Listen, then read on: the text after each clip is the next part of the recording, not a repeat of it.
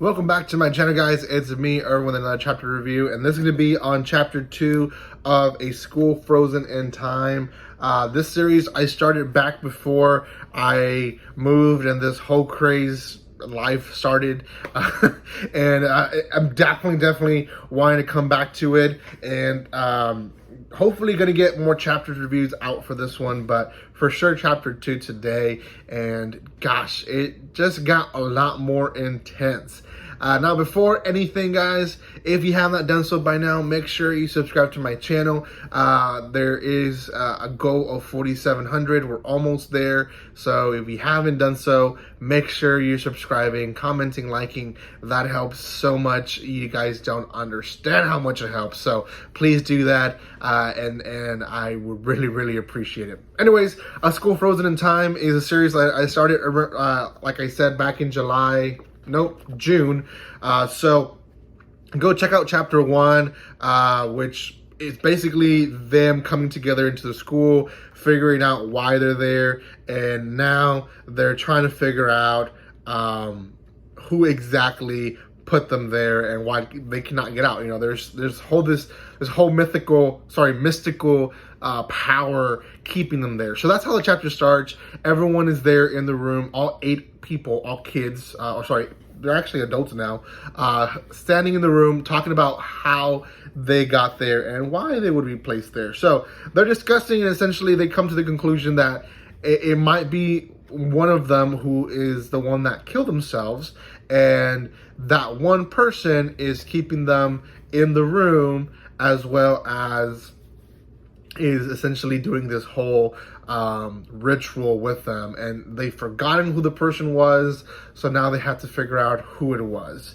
So, like any good suspenseful series, from right off the beginning, they decide to separate. And honestly, that's annoying because you should never separate, but at the same time, as a reader, it does help with names, because then you kind of figure out who is who. So, in the group that stays behind, the only person that we really kind of learn their name and how he feeds into the story a lot is Takano. Takano is our guy who is very bright. He's very smart, and he's friends with our protagonist Mitsuru.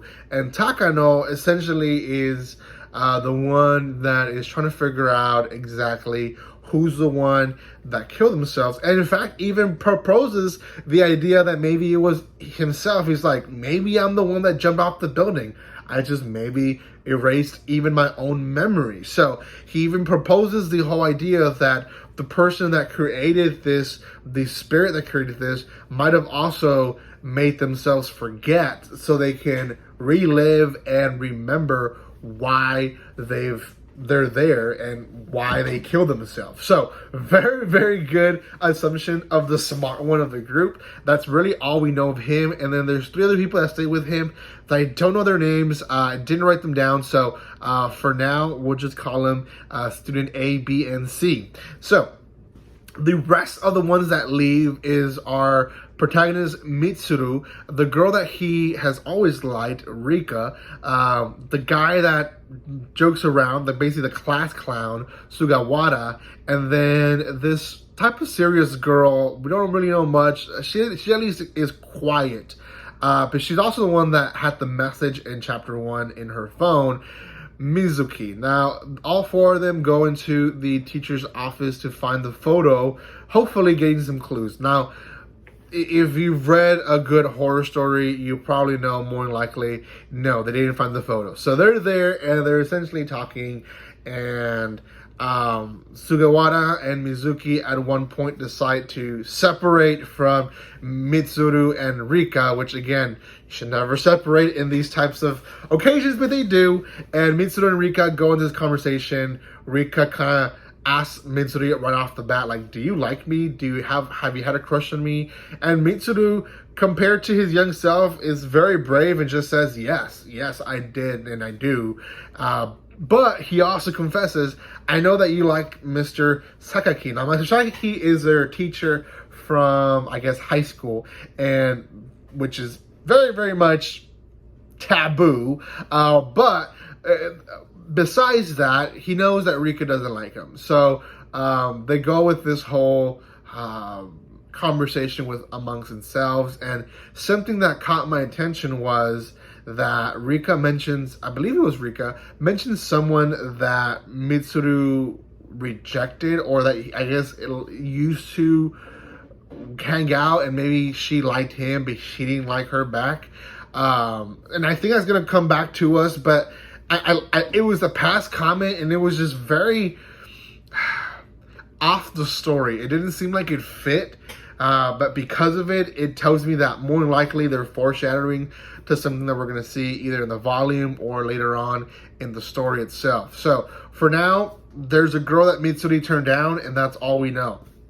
Sugawara and Mitsuki are in their own trip, and we don't really see much of them anymore. Other than that, we see Takano and the group essentially planning and seeing what's going to happen. And then towards the end of the chapter 2, Mitsuru and Rika separate. Mitsuru obviously is kind of, he doesn't feel comfortable, and that's because obviously they're talking about his feelings. He doesn't want to talk about it, so he goes to the hallway, and the hallway essentially goes back to 2012, back into the Seinan Festival. It's back in time. He feels like everything is like the day where the person killed himself. So I'm going to show you this scene right here. He's panicking, doesn't know what's going on, and then right here at the bottom is when he realizes that he remembers. He remembers who it was,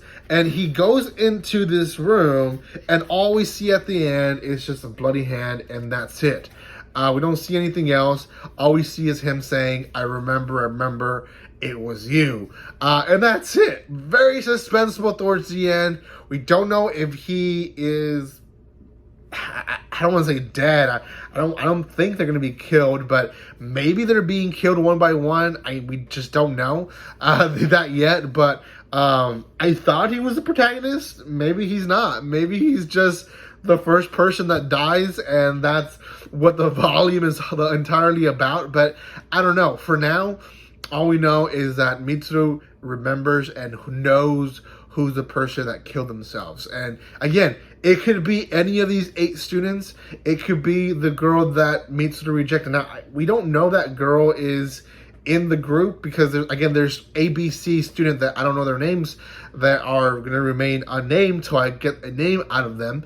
But we just don't know who they are yet. So could be one of them, or it could be a completely, character 9 that we don't know. So I'm also thinking that it could have been the teacher. It could have been Mr. Sakaki that killed himself. I don't know.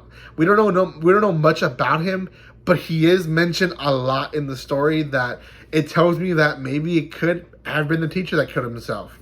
I don't know. Beats me for now. I think all these chapters are very intense, and I'm glad that I'm doing chapter by chapter instead of volume by volume, because really I would have cut the story so short in a volume review to keep the video in around the 10-minute mark, and it would have stolen so much from the story.